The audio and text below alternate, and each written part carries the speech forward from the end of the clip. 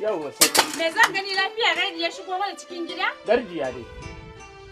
Ajiya ni da wani ikon Allah na mu. Ya haka. Ya haka wani irin iskanci nona. Kana iri wani iskanci Wajen ka nazo. Wajen wa? Wajen ka. To ba ka sallama da ni? A to ai na gani ɗaya ne makafi sai Ni ɗaya ni mace ne? A to amma in ba mace bace kai ni kuma ai mace ce ba mace ce a gidan ba. Au kai nan mace ne? Tas. Allah ya wada ranka to. Uban mu ya shigo mu daga gidan nan. Yar uwa, me bambanci tsakani na da ke? Ke ba ruwan kake ƙara kula shi. Kai Na'am.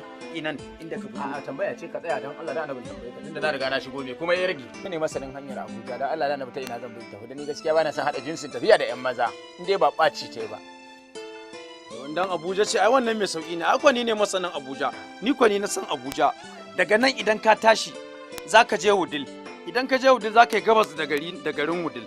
Wannan hanyar da ta yi gabas ta miƙe ta yi dodar daga can zaka tada dan batta. Idan ka tada dan batta kuma ba ga mun jibir ba a gaba to daga mun jibir din sai gezawa daga gezawa sai gwarzo kana zuwa gwarzo ga Abuja nan kuwa shine duk wannan ne tsaya yasa kake ta mun wani kuru da gida ni da naga dodon kodi wanda da an tsikare shi yana yawan dama da gidansa a gidan baya zai tsilo mai fada cikin kayan sa to ya ka tafi ni da nace zan su burbude ka kuma kai la ilaha illa Allah ya taimake ka wai da na kama